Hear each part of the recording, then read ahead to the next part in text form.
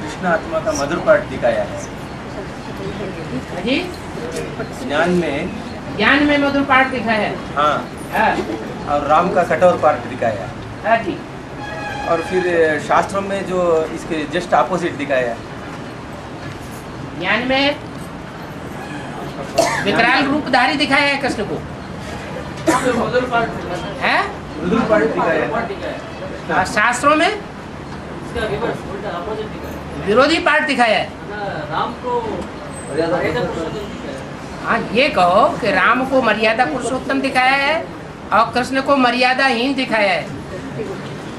कृष्ण को 16,108 रानियां और राम को सिर्फ एक में मर्यादा बांध करके जीवन जिया। हाँ जी, हाँ जी। ज्ञान में उल्टा हो गया। ज्ञान में कहाँ उल्टा हो गया? ज्ञान में उल्टा कहाँ दिखाई पड़ रहा है? क्रिश्चियंस को, मुसलमानों को सब कुछ उल्टा दिखाई पड़ता है। भारतवासियों का सारा वांग्मय सारा उल्टा दिखाई पड़ता है। क्या उल्टा दिखाई पड़ा? तो मधुर पाठ दिखाते हैं। हाँ, क्या मधुर पाठ और राम का क्या खराब पाठ दिखाते हैं? और यहाँ उल्टा कैसे हो गया? नहीं, यहाँ माँ बाप का हिसाब से बोलो है? राम को 16,000 यहाँ ये ज्ञान में हो। हाँ?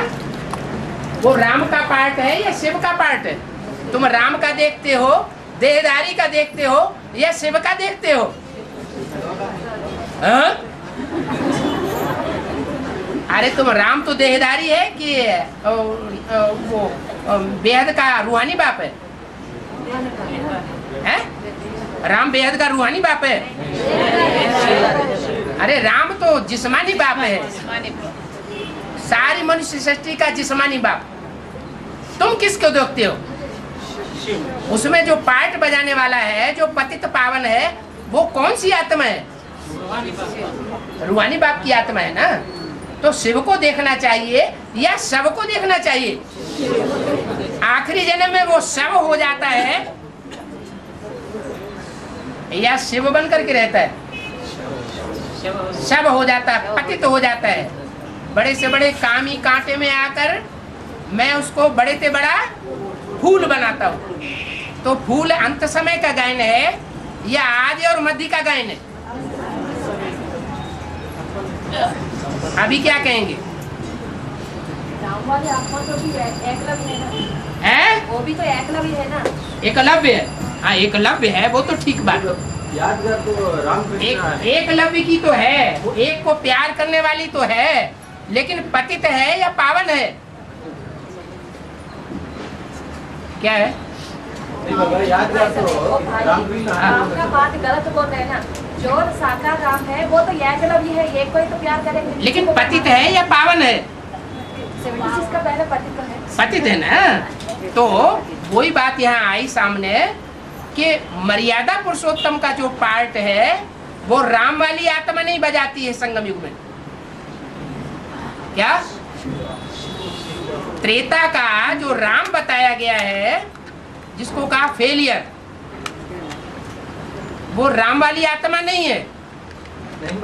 सुनो, वो जो सीता वाली आत्मा है अव्वल नंबर, वो अभी भी मर्यादा पुरुषोत्तम का पाठ बजाई रही है। क्या?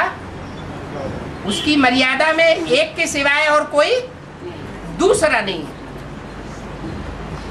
तो बुद्धि में ये आना चाहिए कि पार्ट बजाने वाला पतित है या एवर प्योर है? एवर प्योर पार्ट बजा रहा है। अगर बुद्धि में ये आया हम ब्रह्मा की गोद में जाते हैं, क्या? गोद में तो जाते हैं, लेकिन अगर बुद्धि में आया कि हम ब्रह्मा की गोद में जाते हैं तो दुर्गति होगी या सदगति होगी? तो दुर्गति हो जाती है। अगर ये बुद्धि में आया कि हम शिव बाबा की गोद में जाते हैं तो दुर्गति होगी, सदगति होगी? सदगति होगी। तो क्या बुद्धि में लाना चाहिए? है? नहीं, अभी जो प्रश्न कर रहे हैं उसमें नहीं बाबू, मर्यादा पुरुषोत्तम के बाद हमने कहा, पीछे कोई ने कहा। पीछे हाथ झाड़ के भाग खड़े हुए। अच्छा चलो दूसरे ने कहा। हाँ जी हाँ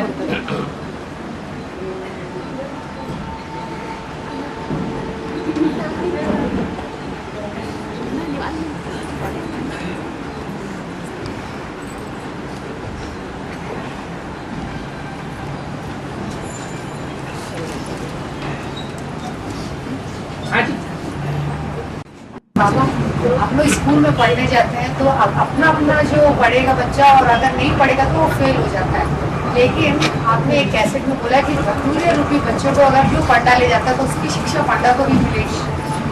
पंडा को से उसकी शिक्षा मिलती है, बोले धतूरे रूपी बच्चों को तो ले जाते हैं। हाँ, तो उसके पंडा को क्यों शिक्षा मिलती है बाबा? शिक्षा मिलना खराब बात है क्या? लेकिन वो तो उनको तो नहीं पता, वो तो उनके उद्धार करने के लिए ले जा रहे हैं। पंडा उद्धार करने वाला होता है जो पार्टी ले जाता है। बाबा से मिलाना है, मतलब बाबा से मिलाना है। हाँ, बाबा को मिलाने के लिए। बाबा से मिलाने के लिए ले जाने की जरूरत थोड़ी ही होती है। बाबा से मिलाने के लिए तो आत्मा को ज्ञान देने की जरूरत होती है। जिसकी बुद्धि में ज्ञान बैठ जाएगा वो हजारों मील दूर बैठा हुआ होगा तो भी बाबा से उसी समय मिल लेता है। उसकी बुद्धि में बात बैठ जाती है कि हमारा बाबा यहाँ आया हुआ है, और उसको कोई नबी ले जाएगा तो भी वहां पहुंच जाएगा। वो रुकने वाला नहीं है, और कोई देहदारी पंडा नहीं होता है। शिक्षा माना अच्छी बात होती है, शिक्षा खराब चीज नहीं होती है। तो अगर ले जाने वाला भी उसको भी शिक्षा मिले तो खराब बात क्या है?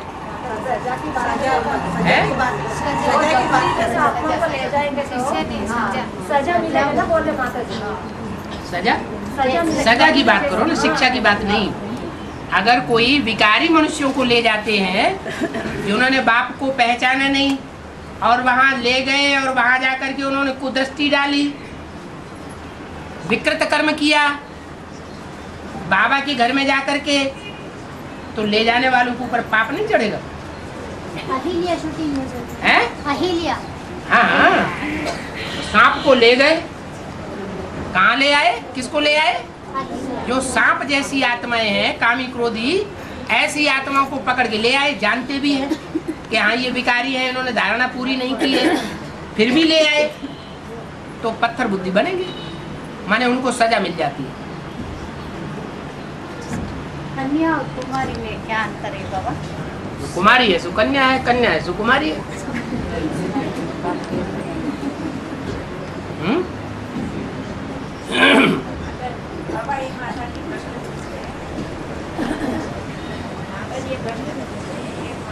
ज्ञान लेकर छोड़ दिया, उनसे खाना खा सकते क्या?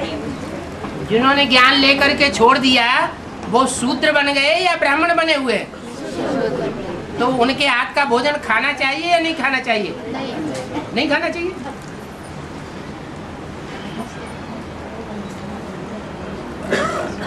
हाँ जी।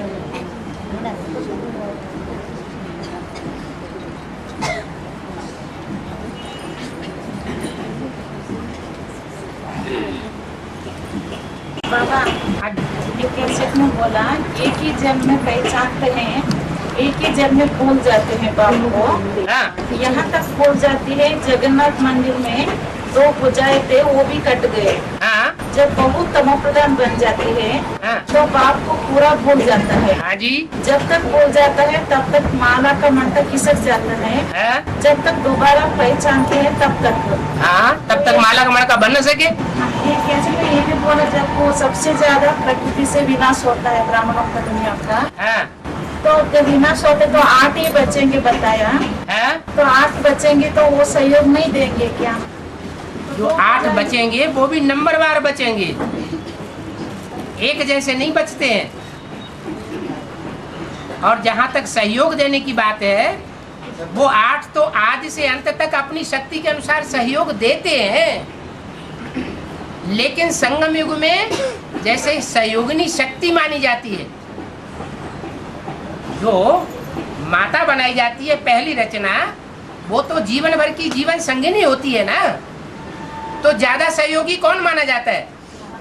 जीवन संगिनी या बच्चा? जीवन संगिनी ज्यादा सहयोगी है।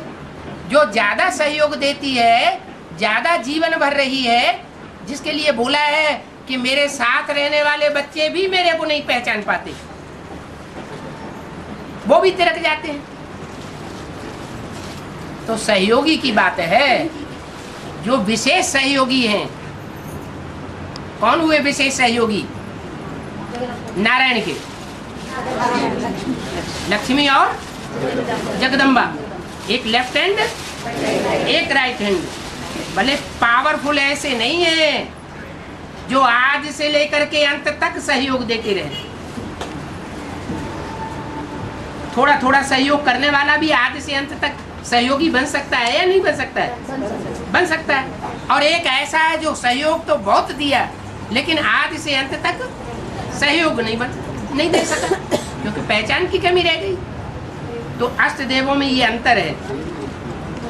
वो जितना पहचानते हैं बाप को, उतना जगदम्बा और लक्ष्मी भी बाप को पहचान नहीं पाते। और जितना जल्दी पहचानते हैं, क्योंकि वो सूर्यवंशी हैं। और जो मुख्य भुजाएं हैं, उनमें एक भुजा तो राइट हैंड ऐसी है जो जल्दी पहचानती ही नहीं, और दूसरी भुजा जल्दी पहचानती भी है, तो फिर तिरक जाती है माया की परीक्षा में। अष्टदेव भी आलस्य में आएंगे, नंबर वार एक से लाना ही है। फिनिशिंग जो है, उनमें फिनिशिंग का अंतर है। वो थोड़े समय के लिए, और आत्माएं लंबे समय के लिए निश्चय में आती हैं। इसका मतलब है बाप को छोड़ना नहीं है ना, जगन्नाथ को हाथ दिखाते नहीं कहते है ना, अष्ट को छोड़ के देखे। अष्ट देव जो है, उनके भी नंबर बनने हैं कि नहीं बनने हैं? वो 1 सेकंड का यात्रा है। वो अगर नंबर नहीं बनेंगे तो नंबर बनने के लिए माया जो है वो उनको नीचे गिराएगी या नहीं गिराएगी? ऐसा अहंकार कोई न करे। मुरली में बोला कि माया हमको नहीं पछाड़ सकती, चाहे वो अष्टदेव हो और चाहे वो रामकृष्ण की आत्माएं हो। माया किसी को भी छोड़ती नहीं है।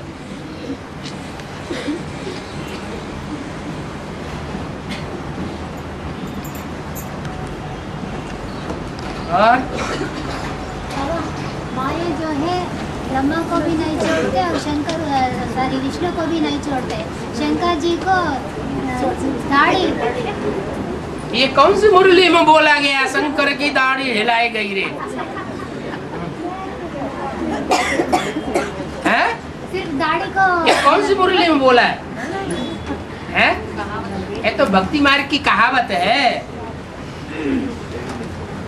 माया नजरिया मारी गई रे, ब्रह्मा को मारी, विष्णु को मारी, शंकर की दाढ़ी हिलाई गई रे। हाँ जी, तो दाढ़ी हिलाया जाए, उखाड़ ले जाए तो अच्छी बात है, खराब बात है, हैं? हाँ जी,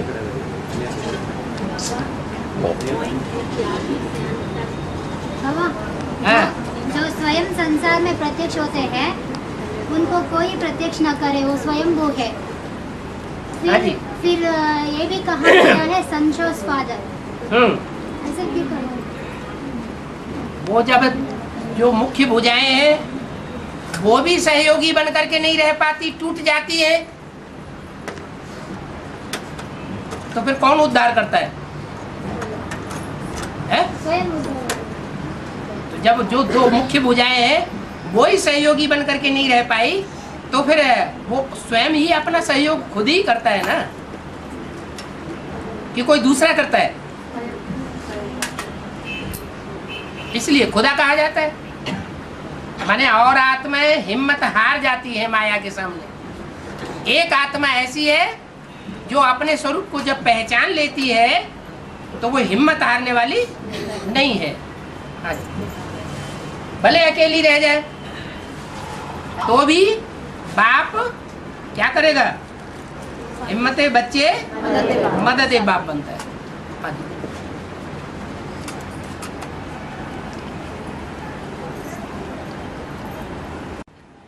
बाबा, हाँ जी।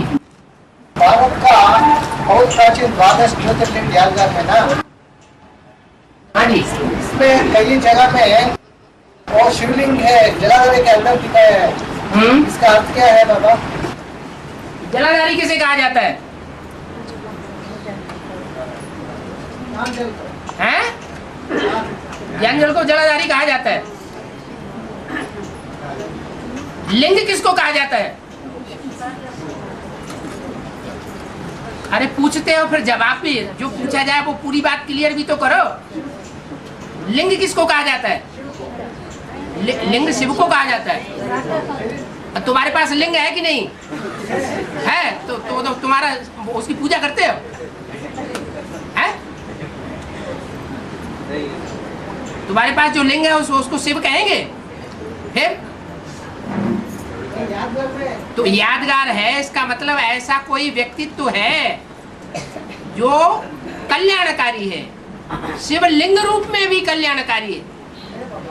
तो दुनिया में जो मनुष्य है वो लिंग से जो भी कार्य करते हैं वो दुख देने का कार्य करते हैं। क्या?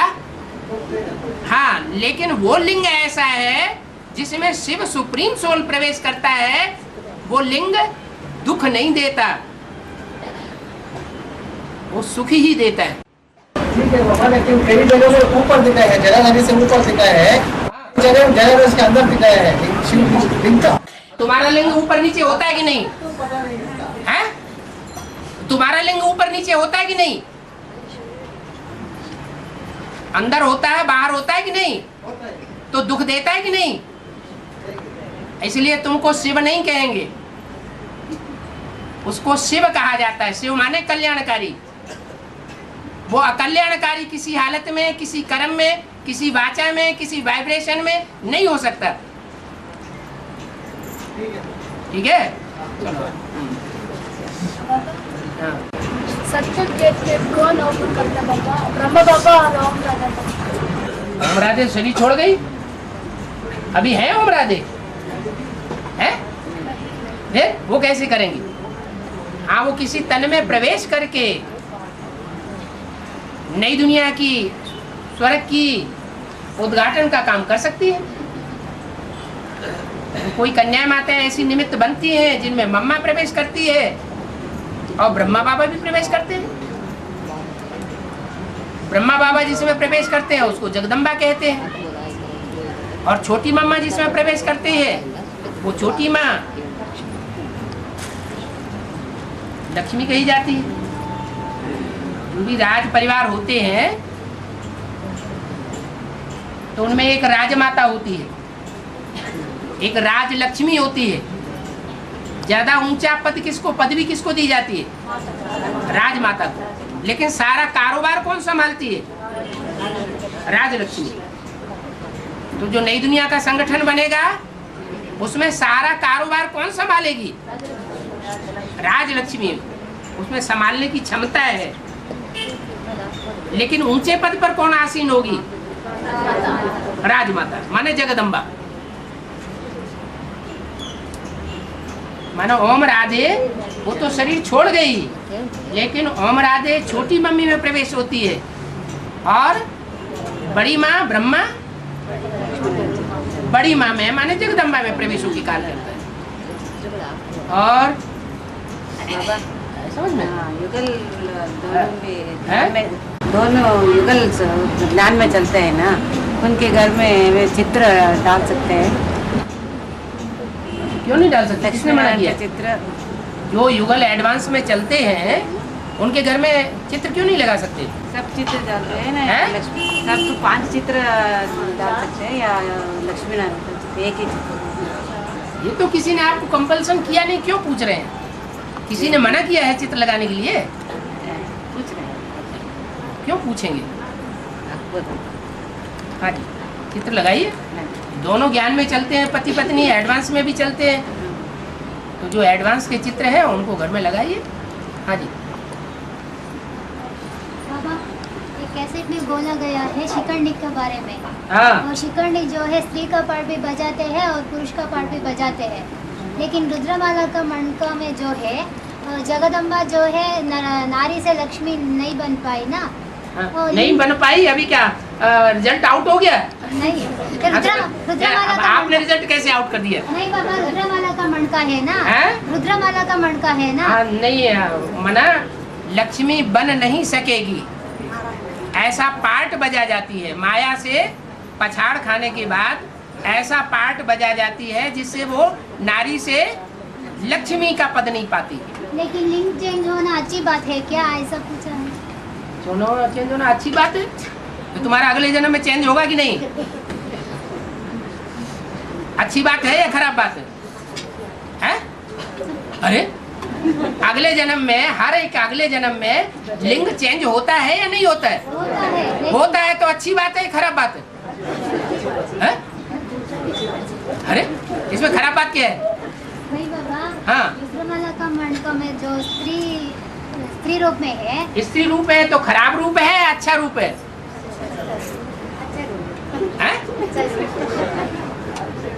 दुनियावी दृष्टि से खराब रूप है, लेकिन भगवान ने जिनको आगे बढ़ाया है, भगवान की दृष्टि में वो श्रेष्ठ है या निष्कृष्ट है? श्रेष्ठ है। उनके द्वारा स्वर्ग की स्थापना होती है, स्वर्ग के गेट खुलते हैं।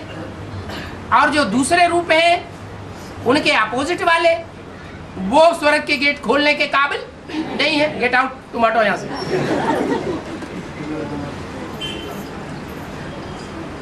हाँ जी बाबा, 2080 में लक्ष्मी नारायण शरीर कंचन काय होंगे बाबा। उस समय क्लास चलता नहीं बाबा। लक्ष्मी नारायण शरीर कंचन काय होंगे बाबा। लक्ष्मी नारायण जो कंचन काया बनेंगे, उनका तो देवान खलास हो गया। जिनका देवान खलास हो गया उनको पढ़ाई पढ़ने की दरकार है? उनको पढ़ाई पढ़ने की दरकार नहीं। बाकी जो दूसरे बचेंगे, जिनका देवान खलास नहीं हुआ होगा या कंचन काया नहीं बनाई होगी, तो उनको पढ़ाई की दरकार पड़ेगी या नहीं पड़ेगी? जब तक जीना है तब तक पीना है। माने किस बात में जीना है? देवान में जब तक जीना है तब तक पीना है। अब वो कोई भी हो नंबरवार। हाँ जी बाबा, 108 जो है पूरा बेकर बनेंगे। वो ज्ञान के आने के बाद पूरा बेगर नहीं बनते, नंबरवार बनते हैं। नंबरवार बनते हैं ना। हाँ जी। वो ज्ञान में आने के बाद बनते हैं या पहले ही बन के रहेंगे या अंत में बनेंगे? पहले भी बन सकते हैं, बाद में भी बन सकते हैं। बाद में बनेंगे ज्ञान में आने के बाद, तो उनको उसका प्रतिफल मिल जाएगा। पहले जो बने हैं ज्ञान में आने से पहले, उसका उनको कोई उजूरा मिलने वाला नहीं। ज्ञान में आने के बाद जो तन से भी बेगर बन जाए, ईश्वरीय सेवा में तन स्वाहा कर दे, धन से भी बेगर बन जाए, ईश्वरीय सेवा में सारा धन लगा दे, तन भी लगा दे, धन भी लगा दे, और मन की भी जो पावर है वो सारी ईश्वरीय सेवा में लगा दे, तो उसका भाग्य बनना चाहिए ना। लेकिन ज्ञान में आने से पहले तन भी बर्बाद कर दिया हो, धन भी बर्बाद कर दिया हो, मन भी बर्बाद कर दिया हो, लेकिन किसके पीछे है? देहधारियों के पीछे। तो उसका कोई उजूरा नहीं मिलता है।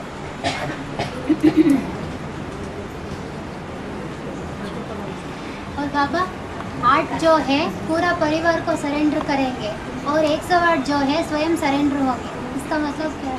8 पूरे परिवार को सरेंडर करेंगे, 108 स्वयं सरेंडर होंगे।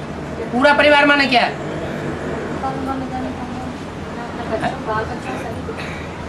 8 पूरे परिवार को सरेंडर करेंगे, इसका क्या मतलब? हज का परिवार है या वो तो जितने भी ज्ञान में चलने वाले हैं सबके लिए बोल दिया। तुम्हारा पूरा का पूरा परिवार ज्ञान में चलेगा। जो भी एडवांस में ज्ञान में चल रहे हैं उनको वरदान मिला हुआ है क्या?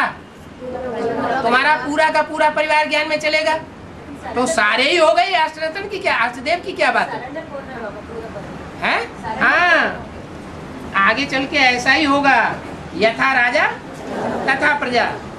जैसे नारायण सरेंडर होकर के अपनी जिंदगी में चलता है, ऐसे 4.5 लाख आत्माएं भी संपूर्ण सरेंडर होकर के माउंट आबू में जाकर के बैठेंगी। तन भी स्वाहा, धन भी स्वाहा और मन की सारी सेवा स्वाहा। तब कहेंगे यथा राजा तथा प्रजा। हाँ जी, लेकिन अष्टदेवों के लिए ही क्यों कहा गया है? ये तो आप कहते हैं कि अष्टदेव अपने पूरे परिवार को सरेंडर करेंगे। बाबा एक मैं पढ़ी थी। आप ही तो करेंगे? नहीं करेंगे। अरे नहीं बाबा, मैं एक ईमेल और लेटर पैड में पढ़ी। अरे ईमेल लेटर छोड़ो, वो अव्यक्त वाणी में ये बात बोली कि नहीं कि तुम्हारा पूरा परिवार ज्ञान में चलेगा? चलेगा। हाँ। अभी प्रत्यक्षता संसार में नहीं हुई है, तो दुनिया को देखते हैं, ज्ञान को उतना समझने की कोशिश नहीं करते। और आगे चल के क्या होगा?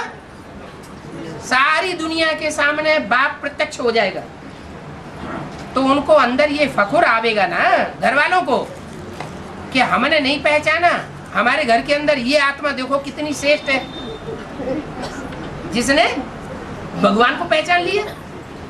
तो हम भी आगे बढ़ने चाहिए, हम क्यों पीछे रहे जब हमारे घर में इतनी श्रेष्ठ आत्मा आई हुई है? तो उनमें भी आगे बढ़ने का उमंग आएगा, वो भी अपना तन मन धन अर्पण करेंगे। और चंद्रमा को दिखाते हैं, चंद्रमा से ऐसे भी ऊंच है अष्टदेव है, चंद्रमा से भी ऊंच दिखाते हैं अष्टदेवों को। हाँ, माने चंद्रमा से ऊंच है अष्टदेव है नहीं? तो चंद्रमा के 84 जन्म पूरे होंगे या अष्टदेवों के पूरे 84 जन्म होंगे? अष्टदेव से ऊंच है क्या गंगा? है? अष्टदेव से ऊंच है क्या गंगा? हाँ, और भी ऊंचा दिखाते हैं ना गंगा को, तो अष्टदेव से ऊंची है। हाँ, जब जिस समय सेवा की है उस समय उसको ऊंचा रखा गया। जब मौका पड़े तो गधे को भी बाप बनाने में क्या हर्ज है? ईश्वरीय सेवा तो होगी ना। गंगा जो है वो आखिरी जन्मों में आके मैली हो जाती है, नहीं? आखिरी जन्मों में आकर के गंगा मैली हो जाती है, उसमें कचरा पड़ने लगता है। अष्टदेव सिर्फ आखिरी जन्म में आकर के नीचे गिरते हैं, लेकिन आखिरी जन्म में भी ऊंचे उठ जाते हैं। तो अष्टदेव जो है वो आदि से लेकर के अंत तक सहयोगी बनने वाली आत्मा है। और गंगा क्या बोला है गंगा के लिए? नदियों के लिए क्या बोला है? नदी नाला कब बन जाती है? जब सागर से कनेक्शन नहीं है तो नदी नाला बन जाता है। तो कहाँ आदि से अंत तक सहयोगी बनने वाले, और कहाँ थोड़े समय के लिए सहयोगी बनने वाले? भले थोड़े समय के लिए सहयोगी बनते हैं तो उनको आगे बढ़ाने के लिए सर पे रख लेते हैं। इसका मतलब ये नहीं है कि वो अष्ट देवों से भी ऊपर हो गए। को जगाएंगे कहके ऊंच दिया। हाँ जी, यूपी को जगाएंगे, सारे भारत को, दक्षिण भारत को नहीं, तो पार्शलिटी हो गई। और अष्टदेव हैं? अष्टदेव तो सिर्फ दक्षिण भारत की नहीं, उत्तर भारत की बात नहीं, सारी दुनिया के पूर्वज हैं। और आगे भक्ति का जरा सा क्वेश्चन जैसा भी है। शंकर को तीसरा नेत्र लंबा करते हैं ना, लेकिन वो चित्र में आड़ा में भी है, मतलब तीसरा नेत्र। चित्र किसने बनाए?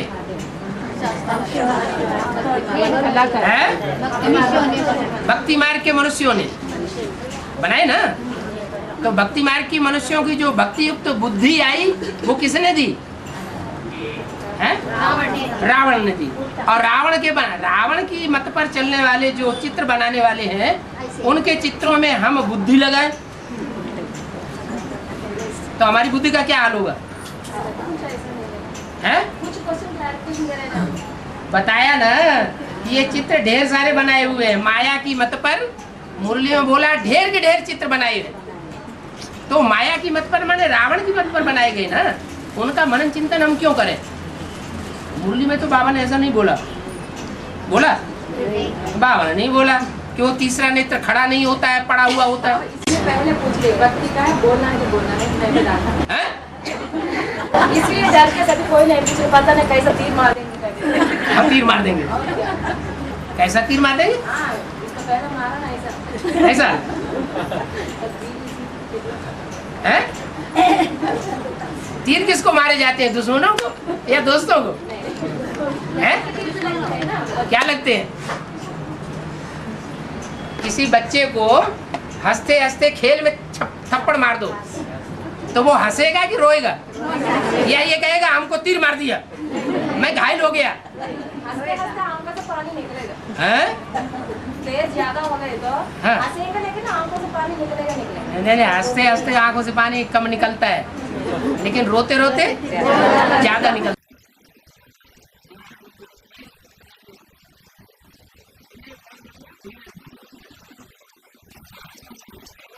आपको मतलब जो अष्टदेव में आने वाले हैं उसको अलग से पालना होगी क्या? किसी ने पूछा, तब आपने कहा कि अरे ये कहो उनको सामने बैठ करके मुरली भी सुनने नहीं मिलती, सामने बैठ करके दृष्टि भी नहीं मिलती है, ऐसा आपने जवाब दिया। ठीक है। तो अभी जहाँ कहीं गीता पाठशाला में मधुबन में जा रही है, क्या जा रही है? बाबा जा रही है, तो वहाँ सम्मुख मिल बैठ करके उनको दृष्टि नहीं मिलती है, क्या मुरली सुनने नहीं मिलती? सेवा करेंगे तो दृष्टि मिलेगी। है? अष्टदेव भी सेवा करेंगे, चाहे दूर हो चाहे नजदीक हो। अगर दूर भी है और सेवा के फील्ड में हो तो उनको दृष्टि मिलेगी या नहीं मिलेगी? मिलेगी। 24 घंटे सेवा की फील्ड में होंगे तो 24 घंटे दृष्टि मिलेगी। और गीता पाठशालाओं में जहाँ जहाँ जाते हैं वहाँ तो अल्पकाल की दृष्टि मिलती होगी। जितनी जो सेवा करते होंगे उतनी उनको दृष्टि मिलती होगी और तीसरे नेत्र की दृष्टि मिलती होगी। एक है विनाशी नेत्रों द्वारा दृष्टि और एक है अविनाशी तीसरे नेत्र के द्वारा दृष्टि। ज्यादा पावरफुल कौन सी है? तो ज्यादा जीत में कौन रहेंगे? हैं? अविनाशी नेत्र वाले ज्यादा जीत में आ जाएंगे। हाँ जी बाबा, अभी कैसे चलाते समय बोले ना गीता वॉल्यूम 1, 2, 3 प्रिंटिंग। अभी कैसेट में बोला? हाँ जी कैसेट में बोला, ठीक है। हाँ बोलो बोलो बोलो। है? गीता का वॉल्यूम 1, 2, 3 प्रिंटिंग करवाना हाँ चाहिए। मतलब है? भाव क्या है? भाव यही है कि जो नए नए पॉइंट्स निकलते जा रहे हैं उनको क्रम से रखते हुए गीता का वॉल्यूम बनाया जाए। जैसे उन्होंने 18 अध्याय बना दिए, ऐसे आप वॉल्यूम नंबर 1, वॉल्यूम नंबर 2 बनाते जाओ और ऐड करते जाओ। किस बात में लेना है मैटर? जैसा मैटर हो वैसा उसको विभाजित कर दो। आदि में जैसे 4 चित्रों से संबंधित जो भी मैटर है वो वॉल्यूम 1 में आ गया। सच्ची गीता खंड 1 तैयार हुआ कि नहीं? तो ऐसे ही 2, 3, 4, 5, 6 ये वॉल्यूम तैयार होते जाएं और नए नए हेडिंग, नए नए पॉइंट्स उसमें ऐड होते जाए, उनका क्लैरिफिकेशन भी ऐड होता जाए। बाबा हाँ जी बात बोला, डायरेक्ट कैसेट जो है वो फर्स्ट क्लास, हाँ जी टेप है तो सेकंड क्लास, हाँ जी प्रिंटिंग जो है थर्ड क्लास है। ट्रेन में भी थर्ड क्लास नहीं है। प्रिंटिंग वाला क्यों पीछे पड़े? प्रिंटिंग का पीछे ऐसा बोल रहा है। प्रिंटिंग का मतलब है उसको लेना नहीं बोला ना। वो दुनिया की सेवा करने के लिए बताया ना, हम बच्चों की सेवा करने के लिए बताया है। जो वॉल्यूम गीता की छपाने के लिए बताया है वो दुनिया वालों के लिए बताया है, हमारे लिए बताया? वो तो दुनिया वालों की सेवा के लिए बताया। हमें तो माल डायरेक्ट मिल रहा है, फर्स्ट क्लास डायरेक्ट मुख से मिल रहा है, तो हम उसकी परवाह क्यों करेंगे? है? और कौन सी सीढ़ी में क्या बोला है? मुख से ही बोला होगा। हाँ मगर तो बोलना तो पड़ेगी ना। हाँ क्यों नहीं बोलो।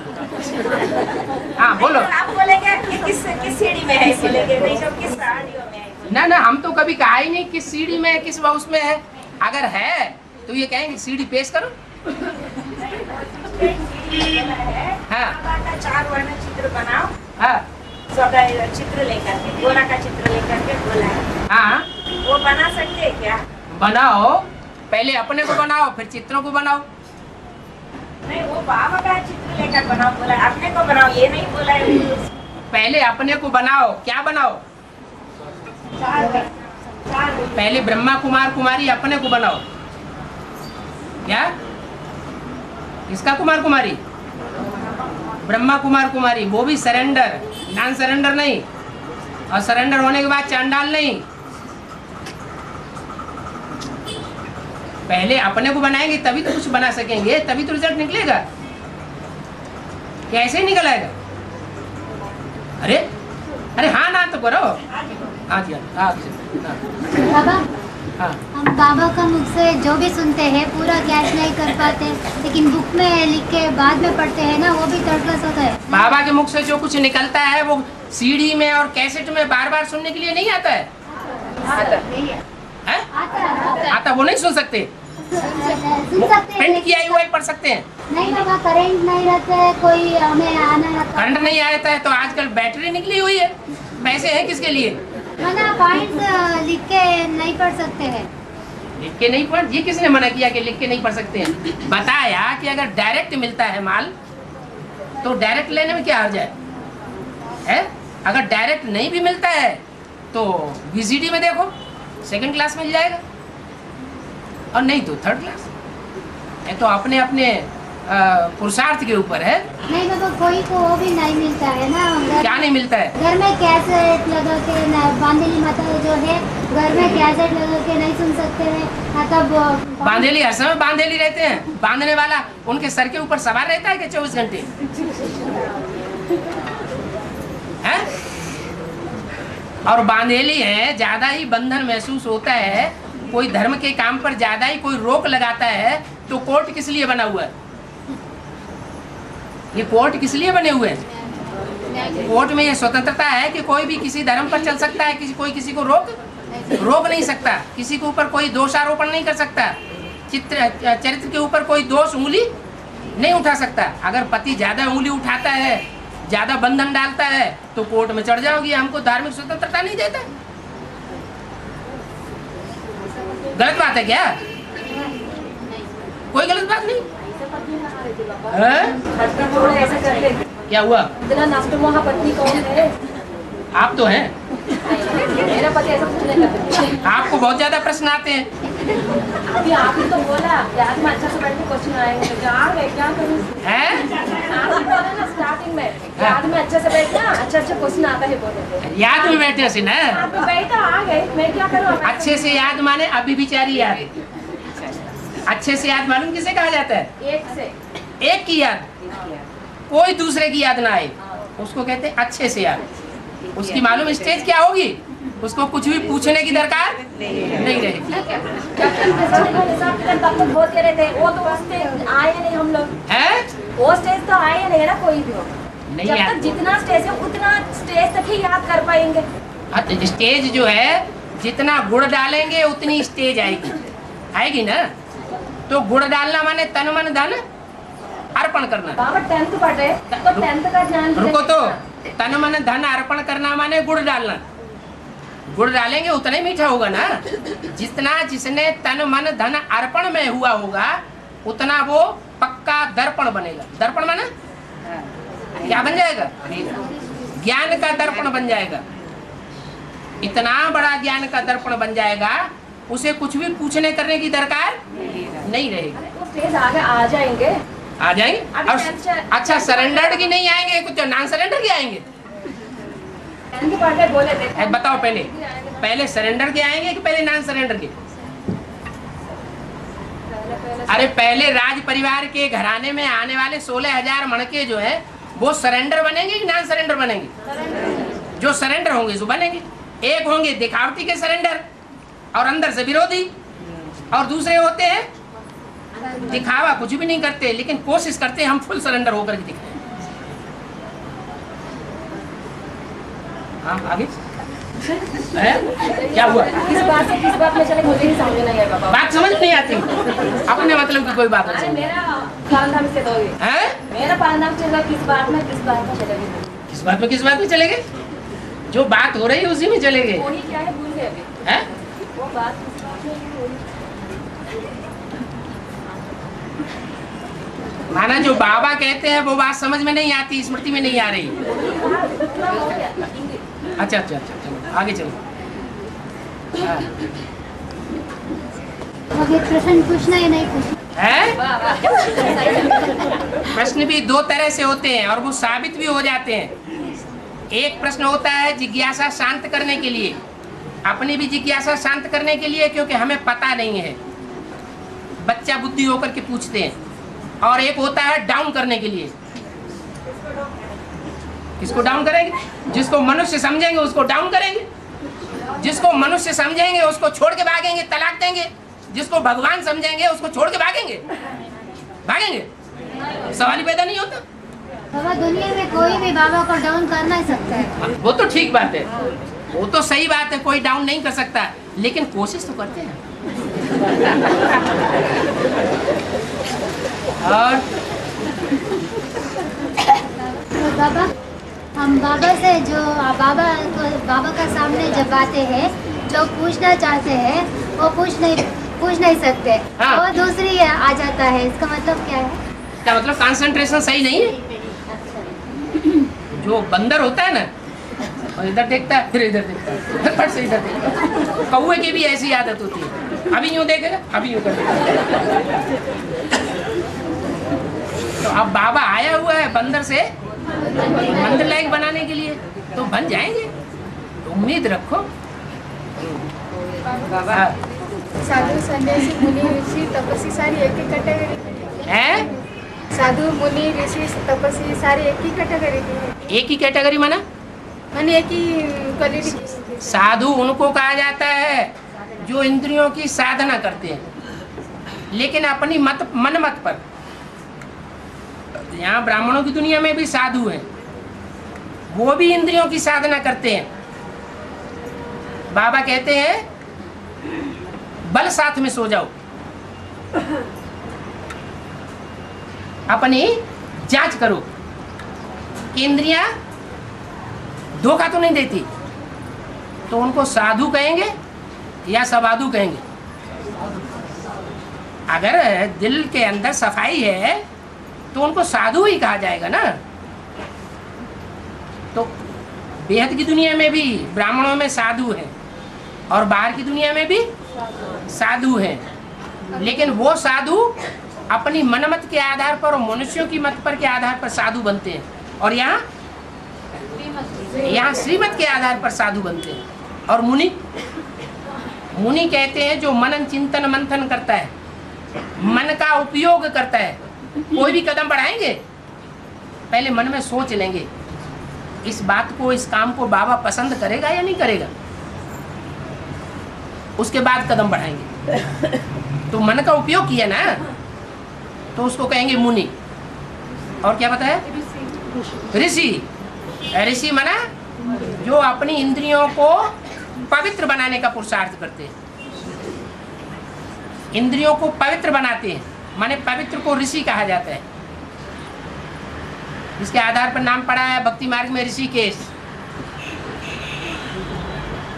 तो यहाँ तो ब्राह्मण सारे ही ऋषि हैं, जो सच्चे दिल से पुरुषार्थ करते हैं, पवित्रता का ही पुरुषार्थ है ना मुख्य, तो सारे ऋषि हैं। जो आत्म की स्थिति में रहने की तपस्या करते हैं वो है बेहद के तपस्वी, और जो देह की स्थिति में स्थिर रहने का पुरुषार्थ करते हैं, जैसे उल्टे लटक जाते हैं, एक पांव पे खड़े हो जाते हैं, तो वो देह भान के तपस्वी है। वो देह धारण की तपस्या करना मनुष्य गुरु सिखाते हैं, और ये आत्माभान है क्या, आत्मा अभिमान की तपस्या में टिकना शिव बाबा सिखाते हैं। आत्मा की स्थिति में रहना ही सबसे बड़ी तपस्या है। देहभान में आना उसको तपस्या नहीं कहेंगे, तपस्या भंग करना कहेंगे। और बाबा सीढ़ी डालते हैं ना हैं? माता जी पूछ रही है, वो ज्ञान में चल रही है और उनकी युगल नहीं चल रहे हैं, तो वो घर में लक्ष्मी नारायण का चित्र लगा सकती है। जो ज्ञान में चल रहे हैं वो लक्ष्मी नारायण का चित्र नहीं लगा सकते। और उनकी युगल नहीं चल रहे हैं ज्ञान में, हाँ तो भी तो लगा सकते हैं वो। अगर उनके युगल को कोई ऐतराज नहीं है तो क्यों नहीं लगा सकते? अगर ऐतराज है तो अपने मन के अंदर तो याद कर सकते हैं। मन के अंदर तो चित्र है, कोई नहीं निकाल पाएगा। हाँ जी बाबा सीढ़ी डालते हैं ना उसका कन्नड़ा, कोई नहीं जानते हिंदी, उन माता उनको कन्नड़ा में ट्रांसलेशन करके बोल सकते हैं। उनको हिंदी नहीं आती है, कन्नड़ा ही आती है, तो कन्नड़ा में ही उनको समझाना पड़ेगा। इसलिए बाबा डायरेक्शन देते हैं बच्चों को ढेर सारी भाषाएं सीखनी चाहिए। वो नहीं सीख पाएंगे तो है वो नहीं सीख चलो पाएंगे। नहीं सीख पाएंगे तो आप उनको थोड़ा। हिंदी में या कन्नड़ में तो समझा सकते हैं। हाँ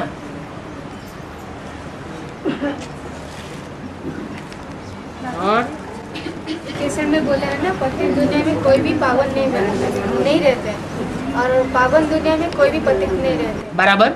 और एक केसर में बोला है, अगर ये कलियुग की दुनिया में अगर कोई भी पवित्र नहीं रहेगा तो ये नरक की दुनिया में चले जाता है। अगर कोई ये पवित्र मैंने कलियुग की दुनिया हाँ। पवित्रता के आधार पर ही टिकी हुई है। हाँ तो कोई पवित्र होगा ना ऐसा आत्मा।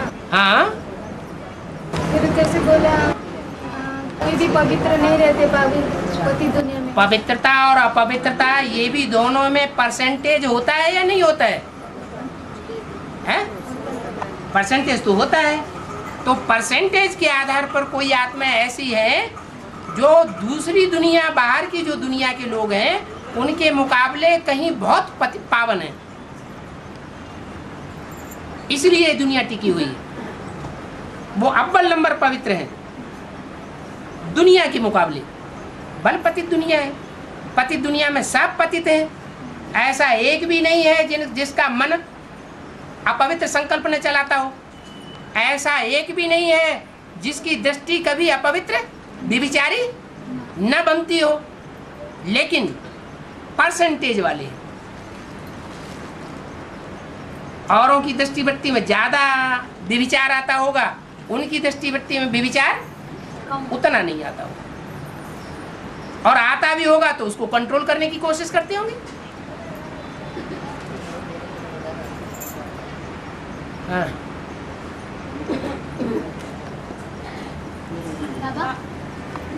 हाँ जी हम कैसेट में बोला हाँ विजय माला को आह्वान करना, छोटी मम्मी को आह्वान करना, हाँ बड़ी मम्मी को योगदान देना बोला है। हाँ तो योगदान देने समय क्या संकल्प करना और आह्वान करने समय क्या संकल्प करना? योगदान देने का मतलब यह है स्नेह है। प्रकृति को स्नेह से परिवर्तन किया जा सकता है। प्रकृति को और कोई उपाय नहीं है जिसके आधार पर परिवर्तन किया जा सके। और जो विजय माला है, माला माला माने संगठन है, प्योरिटी का संगठन है। उन प्योरिटी की संगठित हुई आत्माओं को आवाहन करना है ताकि उनके आधार पर जो रुद्रमाला के मणके हैं वो सही पवित्र बुद्धि से पवित्र वो ले सकें, मंत्रणा ले सकें। जैसे राजाएं होते थे तो राजाएं जानते हैं हम तो भिखारी हैं, तो फैसला लेने के लिए किसको रखते थे? ब्राह्मणों को रखते थे। समझते थे ये ब्राह्मण हैं, अच्छे इनके संस्कार हैं, इनकी पवित्र बुद्धि है, इसलिए हमको अच्छी मंत्रणा देंगे। ऐसे ही यहाँ भी ये भी रुद्रमाला के जन्म जन्मांतर के राजाएं हैं, लेकिन जन्म जन्मांतर के अपवित्र भी हैं।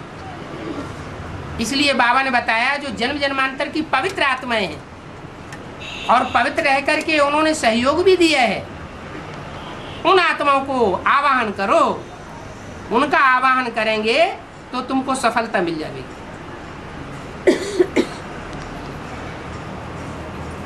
लेकिन होता उल्टा है। रुद्रमाला में ज्यादातर विदेशी हैं, विदेशी धर्मों के बीज। तो जन्म जन्मांतर के जो संस्कार पड़े हुए हैं, जैसे मुसलमानों के भाई बहनों में प्यार करने के, शादी करने के, तो आपस में ही एक दूसरे को खींचते रहते हैं। तो पतन होगा या उत्थान होगा? पतन होता जा रहा है। और तो बाबा शंकर के साथ शंकरी भी होते हैं ना, और शंकरी जगदम्बा होते हैं, लेकिन नहीं तो योगिनी बहन होते हैं। शंकर के साथ शंकरी भी होता है ना। किसी मुरली में बोला है?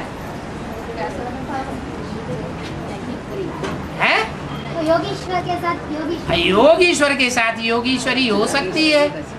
योगीश्वर जो होंगे और योगीश्वरी जो होंगे तो वो आपस में भाई बहन होंगे या पति पत्नी का रूप होगा।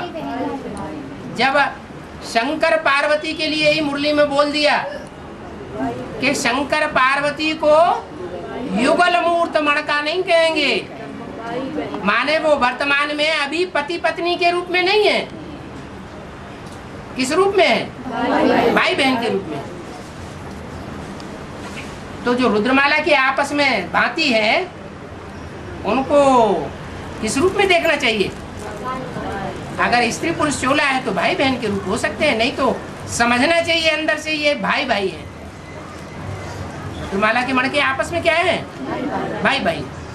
और अभी बनशंकरी का रूप में पूजा हो रही है ना, वो योगिनी बहन की ही हो रही है। योगिनी बहन है ना, योगीश्वरी। बाबा कहते हैं कि नई दुनिया की सौगात तुम बच्चों को दी है, तो नई दुनिया में वन या जंगल होगा या बगीचा होगा? जंगल होगा। तो जंगल ही दिखाई पड़ती है। बगीचा होगा ना, वहाँ वन और जंगल की क्या से बात आ गई? योगीश्वर और योगीश्वरी जो कहा गया है वो नई दुनिया के लिए कहा गया है, नई दुनिया के संगठन के लिए कहा गया है, या कांटों के जंगल के लिए कहा गया है? कांटों के जंगल में वन या जंगल होता है। ये सारी दुनिया कांटों का जंगल है। एक दूसरे को चौंकते रहते हैं, खाते रहते हैं, चबाते रहते हैं। हाँ जी, बनशंकरी कौन है? दिमाग में वही घूम रही।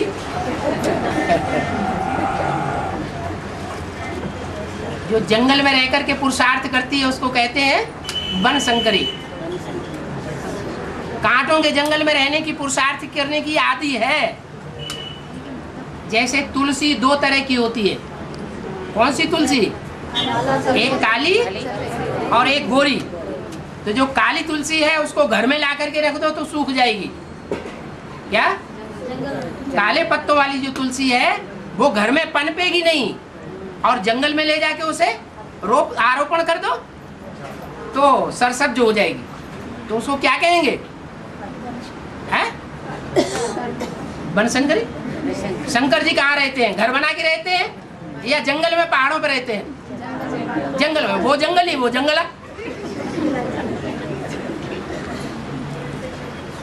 लेकिन अंतर है पुरुषार्थ का, याद की विशेष अंतर है। जो याद का अंतर है वो पद को नीचे ऊपर कर देता है।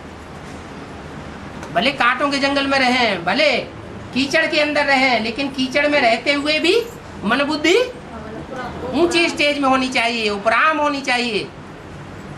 इसलिए शंकर को कैलाश पर्वत पर दिखाते हैं। ऐसे तो बद्रीनाथ में भी, बद्रीनाथ में जहाँ बद्रीनाथ का मंदिर बना हुआ है वहीं सामने एक बहुत बड़ा पहाड़ है, ऊंचा सा। उस पहाड़ पर काली तुलसी है। सारा जंगल काली तुलसी का है।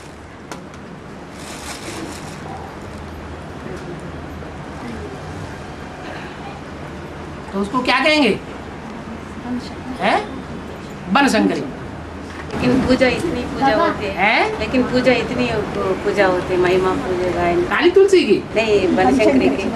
हाँ, काली तुलसी की उतनी पूजा नहीं होती है, लेकिन गोरी तुलसी की उत्तर भारत में ज्यादा पूजा होती है और दक्षिण भारत में बनशंकरी की मान्यता है। बाबा मैं ये प्रश्न इसलिए पूछा, और बाबा ने कहा है जो इसका कारण है, दक्षिण भारत को भारत का विदेश का है। विदेशी ज्यादा तलाक वलाक देते हैं कि उत्तर भारत वाले भारतवासी ज्यादा तलाक देते हैं? विदेशी ज्यादा तलाक देते हैं। तो ज्यादा बेविचारी कौन हुए? विदेशी। तो बनशंकरी कहाँ की होगी?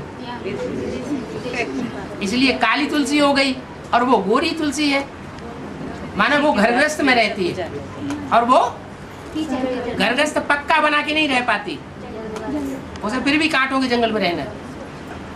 और हाँ, कन्या माता ये जहाँ गांव से निकलती है वहाँ ही उनका यादगार बनते हैं, इसलिए बनशंकरी में बनशंकरी। ऐसा कुछ नहीं बोला है कि जिस गांव से निकलती है वहीं यादगार बनता है।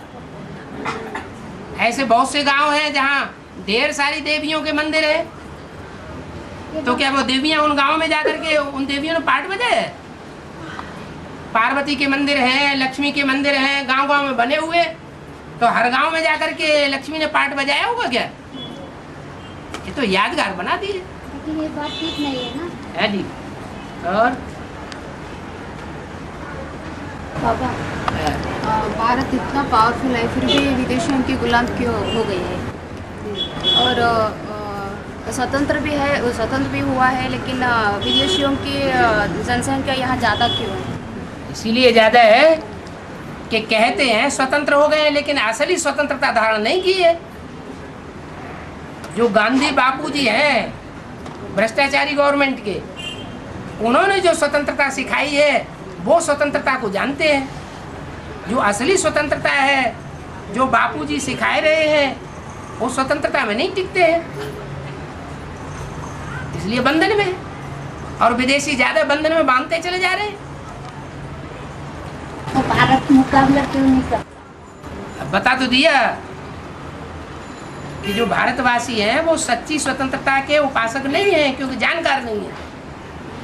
जो सच्ची स्वतंत्रता के उपासक हैं, आत्मा को और अपनी इंद्रियों को अपने तंत्र में रखते हैं, तंत्र में रखने का पक्का पुरुषार्थ करते हैं, उनको अधीन रहने की दरकार नहीं है।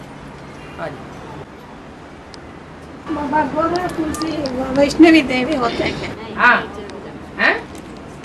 नहीं जगदम्बा। हाँ, जगदम्बा क्या? गोरा तुलसी होते हैं क्या? हैं? गोरी तुलसी वो जो गोरी तुलसी है वो कौन है और बनशंकरी कौन? गोरी तुलसी माना घरग्रस्त में रह करके जीवन बिताने वाली, और काली तुलसी माना घरग्रस्त किसी गृहस्थी में फंस करके रहने वाली नहीं। जहाँ भी रहेगी कांटों के बीच में रहेगी, जंगल में रहेगी, कोई घरग्रस्त बना करके नहीं रहेगी। और प्रैक्टिकल जीवन है वैष्णवी देवी। वैष्णवी देवी को कहेंगे? तुलसी कौन है? वैष्णवी देवी को तो ज्यादा से ज्यादा द्रौपदी कह सकते हैं, वो तो घरग्रस्त में ही रहती। और बाबा, इससे शहीद बच्चों का दिल लेने वाला मैं हूँ। इससे शहीद बच्चों का दिल लेने वाला मैं हूँ। हाँ जी, हाँ जी। ये मुरली में पहला एक पॉइंट आए ना, इसका मतलब क्या है? इसके सहित, इसके माने किसके? ब्रह्मा के। ब्रह्मा भी दिल लेने वाला है क्या? ब्रह्मा की सोल माने कृष्ण की सोल भी एक एक का दिल लेने वाला है। क्या दिल लेता है? कि कौन कितना सरेंडर हो सकता है। और मैं भी एक एक की दिल लेने वाला हूँ कि कौन कितना कितना तन मन धन समय संपर्क और संबंधियों से स्वाहा हो सकता है। उसमें शिव भी है और ब्रह्मा भी है।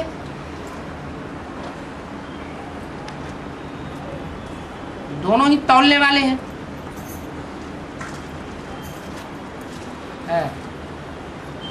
और जगदम्बा का असुर संहारिणी कहा जाता है ना। हाँ जी। तो जब विष्णु ने मोहिनी रूप लेकर के देवताओं को अमृत बांटा था, तो असुर भी घुस करके पिया ना। तो उससे पहले जगदम्बा ने असुर संहार का उनका क्यों नहीं किया? पहले कैसे करेगी? तब वो वैष्णवी देवी बनती ही नहीं है। वैष्णवी देवी तो तब बनती है जब ब्रह्मा से विष्णु बने। जब ब्रह्मा की सोल जो है वो ये बुद्धि में बैठा ले कि गीता का भगवान मैं नहीं हूँ, गीता का भगवान शिव शंकर भोलेनाथ है। वही गीता माता को कंट्रोल करने का अधिकारी है। कृष्ण बच्चा गीता माता को कंट्रोल करने वाला नहीं है। आज की दुनिया में भी पति मर जाता है तो माँ को कौन कंट्रोल करना शुरू कर देते हैं? बच्चे कंट्रोल करना शुरू कर देते हैं। हम जैसे बताएं वैसे चलो, नहीं तो निकलो घर से बाहर।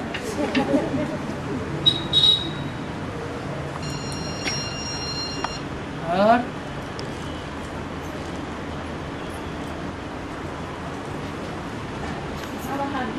थोड़ा 1 बजे से 4:45 तक कहा जाता है या 2 बजे से कहा जाता है? तो रात के 12 बजे से ही अमृत वेला शुरू हो जाता है। 9 बजे से 12 बजे तक याद करेंगे तो भी वे विचार याद आएगा। ऐसा कैसे बोला? ऐसी कोई बात नहीं है। प्रैक्टिस है तो कोई भी टाइम पर याद करेंगे, अच्छी याद आएगी। प्रैक्टिस है तो चौराहे पे जाके बैठ जाओ, स्टेशन पे जाके बैठ जाओ, अच्छी याद आएगी। प्रैक्टिस नहीं है तो अच्छे से अच्छे स्थान पे जाके बैठ जाओ, याद नहीं आएगी। और बाबा जो भी ज्ञान में निकलते हैं ना, जो भी ज्ञान में निकलते हैं ना शूटिंग पीरियड में, तो सतो सामान्य रजो तमो शूटिंग पीरियड चलते रहते हैं ना, हाँ जी, तो उसका शूटिंग पीरियड का भी महत्व होना, महत्व होते क्या? नहीं है तो सतो रजो तमो बनते कैसे हैं? अगर रजो प्रधान शूटिंग चलते रहता है कलयुग में, 2002 में, जब जो भी आते हैं उनको रजो प्रधान शूटिंग, ऐसा कुछ बात नहीं है। जो जब भी आए उसी समय उनकी सतो प्रधान स्टेज है। सरेंडर बुद्धि होते हैं शुरुआत में, और बाद में संघ के रंग में आते आते नीचे गिरने लगते हैं, तामसी हो जाते हैं।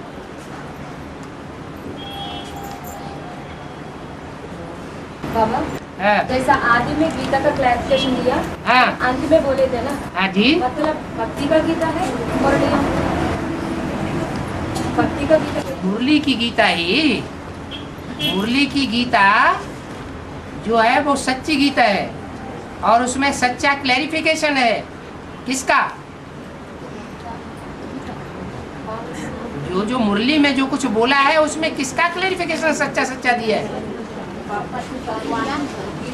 अरे मैं सार सुनाता हूँ, औरों ने जो गीता के इंटरप्रिटेशन किए हैं वो विस्तार में ले गए हैं और सार उड़ा दिया है, और मैं तो किसका सार सुनाता हूँ? वेदों शास्त्रों का सार सुनाता हूँ। तो यहाँ भी जो सच्ची गीता निकलेगी वो सच्ची गीता में ऐसे क्लैरिफिकेशन निकलेंगे जो मनुष्यों की लिखी हुई गीता है उसके भी सच्चे अर्थ निकल पड़ेंगे। हाँ जी, अभी नहीं निकल रहा और अंत में निकलेगा तो अंत तक पीते ही रहेंगे। दुनिया वाले फिर भी गीता को महत्व देंगे, मुरली को उतना महत्व नहीं दे पाएंगे, क्योंकि 63 जन्म की रग पड़ी हुई है। वही गीता जब उसका क्लैरिफिकेशन सही निकलेगा तो फिदा हो जाएंगे।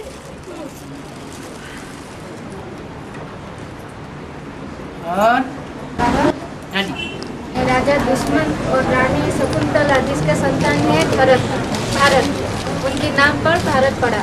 हाँ जी, तो उनका पाठ कौन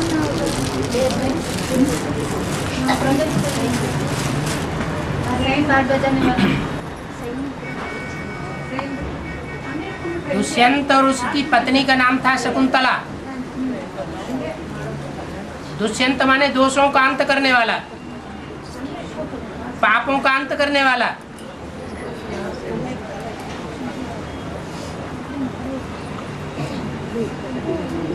और शकुंतला जो ज्ञान योग के पक्षों से उड़ने वाले शकुनी हैं। शकुनी माने पक्षी, ऊंची स्टेज में उड़ने वाले पक्षी हैं। उनके तले में रहने वाली माने उनके संरक्षण में रहने वाली। कौन? ज्ञान योग के पंखों से उड़ने वाले कौन है? कौन से पक्षी हैं? अरे मंदिर में कौन से पक्षी दिखाए गए हैं? शिव के मंदिर में हैं? तोते। हाँ, तो ऐसे तोतों के ज्ञान योग के पंखों के अंदर माना छत्र छाया में जो पलने वाली है वो कौन है?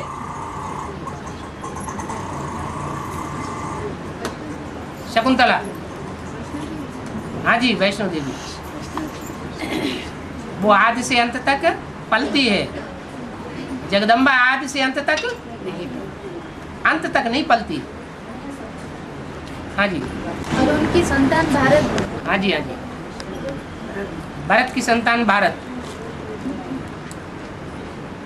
और बाबा, कृष्ण और राधा का जन्म जब होता है तब 550 करोड़ की दुनिया होती है। नरक के बीच स्वर्ग का वर्षा दूंगा। जैसे यज्ञ के आदि में सैंपल बना के दिया। क्या सैंपल था? हिंदुस्तान पाकिस्तान के बीच में खून की नदियां बह रही थी और सागर के कंठे पर कराची में वो ब्राह्मणों का संगठन बड़े आराम से रहा पड़ा था।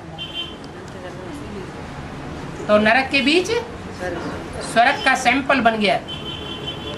वो था आदि का छोटा रूप और अंत में होगा बड़ा रूप। तो 500 करोड़ की दुनिया रहनी चाहिए या नहीं रहनी चाहिए? है? पर 500 करोड़ दुनिया में सब हर तरह के भिखारी मनुष्य रहते। अरे वो जो नई दुनिया का संगठन बनेगा वो 500 करोड़ की दुनिया के अंदर ही बनेगा या परमधाम में जाके बनेगा? कहाँ बनेगा? 500 करोड़ अंदर ही बनेगा। हाँ, है 500 करोड़ के अंदर ही बनेगा। 500 करोड़ के अंदर ही कोई ऐसी दुनिया गुप्त होगी जिसमें बाहर की दुनिया के लोग प्रवेश नहीं कर सकेंगे। जो मुरली में बोला ये पांडवों का किला ऐसा संगठन रूपी किला बन जाएगा जिसमें एक भी भिखारी पांव रख नहीं सकेगा। तो बनेगा कि नहीं बनेगा? भिखारी दुनिया के बीच ही बनेगा। हाँ जी बाबा, चक्र में कलयुग का एंडिंग, सतयुग का स्टार्टिंग, वो दोनों को संग में करते हैं ना। हाँ जी। बीच पीरियड, लेकिन जो बीच पीरियड लिया पूरा कलयुग में ही दिखाया, सतयुग में दिखाया नहीं। हाँ, दोनों में पाव लेना है ना, मतलब भाग लेना है ना, आधा आधा हिस्सा लेना है, संग भी लेना है ना, लेकिन ऐसा नहीं है। हाँ, जो है लगी तो केवल कलयुग में ही है। हाँ, नहीं है। सतयुग में थोड़ा हिस्सा है ना, उसमें तीर नहीं लगाए, अंश मात्र थोड़ा हिस्सा है ना। अरे 18 साल का हिस्सा है कि नहीं है? 18 पंजे 18 × 5 कितना हुआ? 95 हुआ। उससे भी ज्यादा हिस्सा वो नई दुनिया का बचता है कि नहीं? वो भी सब के लिए नहीं। जो नई दुनिया का हिस्सा भी जो भी दिखाया जाएगा तीर के रूप में, वो थोड़ों के लिए दिखाया गया है या सब के लिए? थोड़ों के लिए दिखाया गया। बाकी 500 करोड़ जो परिवर्तन होकर के नई दुनिया बनेगी वो कब बनेगी? 500 करोड़ सब परम धाम पहुंच जाए और थोड़ी सी आत्माएं स्वर्ग की दुनिया में अनुभव करें, वो कब बनेगी? 2036 में। तो ठीक दिखाया या गलत दिखाया? अरे हाँ ना तो करो। हाँ जी, वो पूरा भाग जो दोनों तीर दिखाए हैं वो कलयुग के अंदर दिखाए हैं, वो ठीक दिखाए। हाँ जी। और बाप के साथ सूर्यवंशी फेल हो चले गए बोले थे ना। हाँ जी। वो कितने लोग की बात है? वो सारे 2.25 लाख हैं। हैं? ज्ञान में आने से क्या, संदेश लिया और चले गए वो नहीं है। सिंध हैदराबाद की संख्या 9 लाख थी, उसमें से जो 2.25 लाख थे जो सिर्फ ज्ञान लिया, संदेश लिया और चले गए, वो इस लिस्ट में नहीं आएंगे।